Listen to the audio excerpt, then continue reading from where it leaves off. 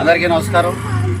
విశ్వవిఖ్యాత నట సార్వభౌముడు, పేదవాడికి కూడు గుడ్డ నీడ ఇవ్వాలన్న పవిత్ర ఆశయంతో అనతి కాలం 9 నెలల్లోనే తెలుగుదేశం పార్టీని అధికార పీఠాన్ని అధిష్ఠింపజేసి తెలుగువాడి ఖ్యాతిని, కీర్తిని, ఆత్మగౌరవాన్ని దశదిశలా ప్రపంచవ్యాప్తంగా, విశ్వవ్యాప్తంగా చాటి చెప్పిన మహనీయుడు, యుగపురుషుడు స్వర్గీయ నందమూరి తారక రామారావు గారి జయంతి పురస్కరించుకున్నారు. మహానాడు జరుగుతున్న విషయం ప్రతి ఒక్కరికి, యావత్ ప్రపంచానికి తెలుసు.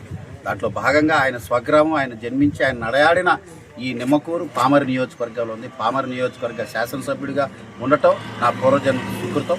దీంట్లో భాగంగా ఆది దంపతుల విగ్రహాలకి నివాళులర్పించాం. ఈ రోజున రాష్ట్ర వ్యాప్తంగా మహానాడు హైబ్రిడ్ మోడల్, వర్చువల్ మోడల్లో డిజిటలైజేషన్ చేస్తూ క్లస్టర్స్ విధానంలో 1875 చోట్ల జరుగుతుంది. ఆ కార్యక్రమంలో భాగంగానే ఈ రోజున మహానాడు పురస్కరించుకొని ఆ మహనీయుడు చేసిన సంస్కరణలు, తెలుగుదేశం పార్టీ తెలుగువాడి ఆత్మగౌరవం కోసం, అదేవిధంగా సంక్షేమ పథకాలకు పునాది వేస్తూ ఆయన స్థాపించిన పార్టీ, ఆయన స్మరిస్తూ ఆయన స్ఫూర్తిని కొనసాగిస్తూ 2024 ఎన్నిక అసలు సిసలైన నివాళులుగా విజయం సాధించి ఆయనకి అందించడం జరిగింది.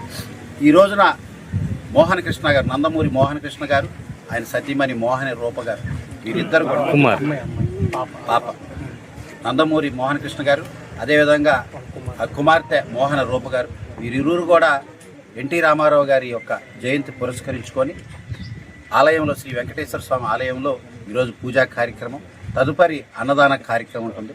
వాస్తవానికి వారు ఈ రోజున ఇక్కడ ఉండాలి, కానీ తెలంగాణ రాష్ట్రంలో అక్కడున్న ప్రభుత్వం అత్యద్భుతంగా ఎన్టీ రామారావు గారి విగ్రహ ప్రతిష్ట ఈరోజు పెట్టుకున్న సందర్భంగా వారు ఈరోజు అక్కడ ఉన్నారు. అక్కడి నుంచి వారి ఆలోచనలంతా ఇక్కడే ఉన్నాయి. తద్వారా ఈరోజు ఆ కార్యక్రమాన్ని ముందుకు తీసుకెళ్తున్నాం. వెంకటేశ్వర స్వామి ఆలయంలో నిమ్మకూరు గ్రామస్తులు, నాయకులు అందరి సమక్షంలో బ్రహ్మాండంగా పూజా కార్యక్రమం, తదుపరి 1000 మంది వరకు కూడా అన్నదాన కార్యక్రమం నిర్వహిస్తూ మరి ఇంత చక్కటి కార్యక్రమాన్ని ఇనిషియేషన్ తీసుకున్న నందమూరి మోహన కృష్ణ గారికి ప్రత్యేకమైన అభినందనలు తెలియజేస్తున్నాం. పామర్ ప్రజలు, నిమ్మకూరు ప్రజలందరి తరఫున కృతజ్ఞతలు తెలియజేస్తున్నాం. నమస్కారం.